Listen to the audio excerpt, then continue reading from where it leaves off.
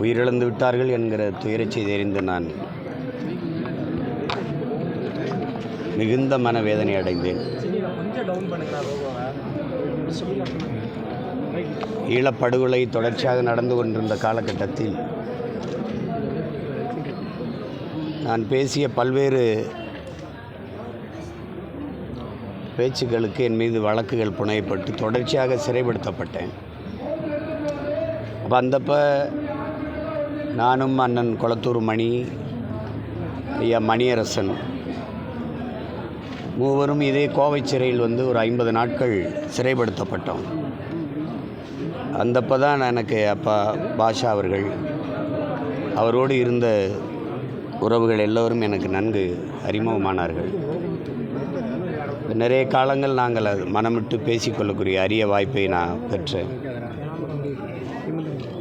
அதுக்கு பிறகு அவ்வப்போது சிறை விடுப்பில் அவங்க வெளியில் வரும்போதெல்லாம் அலைத்தொடர்பில் என்னோட இணைவாங்க.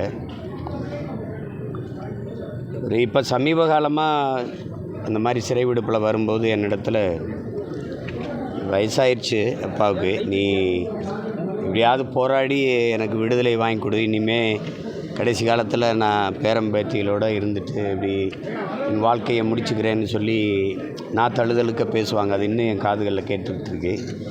அப்போ நான் அதுக்கு என்னால் முடிஞ்ச வரைக்கும் நான் போராடுறேன், நீங்கள் நம்பிக்கையோடு இருங்கப்பா என்று நான் அப்போல்லாம் உறுதி கொடுத்தேன், வாக்குறுதி கொடுத்தேன்.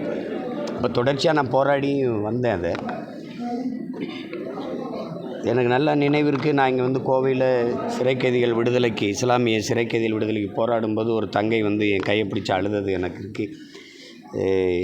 ஒரு குழந்தையை கூட்டிகிட்டு இவ பிறந்தப்போ அவர் சிறைக்கு போனார், திருமண வயசாகிடுச்சு அண்ணா, இப்போ அப்பா இல்லாமல் எப்படி திருமணம் பண்ணி கொடுக்குறது, அவளை திருமணத்துக்குள்ளேயாவது வெளியில் எடுத்துக்கிட்டு வா அப்படின்னு சொல்லி என் கையை பிடிச்சி அழுதது எனக்கு நினைவுக்கு வருது. இப்போ இந்த கூட்டத்தில் இருப்பா, அவ்வளோ இருப்பா, வாய்ப்பு இருக்குது.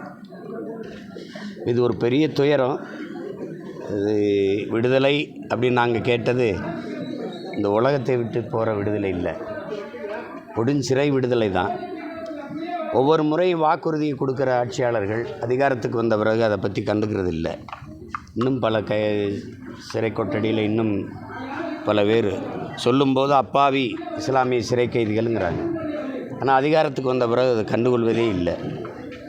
மிக கொடுமையானது, 3 சிறைவாசிகள் எங்களுக்கு உடல் நலிவுற்று போயிடுச்சு, அதனால் எங்களுக்கு முன் விடுதலை வேணும் என்று உச்சநீதிமன்றத்தில் வழக்கு தொடுத்த போது நீதிமன்றம் விடுதலை செய்யுங்கன்னு சொல்லியிருக்கு.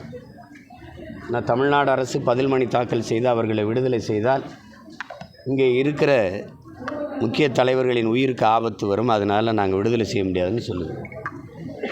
இதெல்லாம் எப்படி சகித்துக்கிறதுன்னு தெரியல.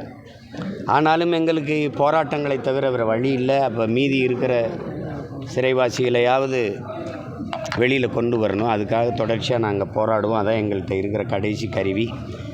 இதில் அப்பாவுடைய மரணம், அதுபோல் அபுதாயிர் மரணம்லாம் ரொம்ப கொடுமையானது. 2 சிறுநீரகமும் பழுதாயிடுச்சு, அவனால் இயங்கவே முடியல, படுத்த படுக்கையாக இருக்கான்.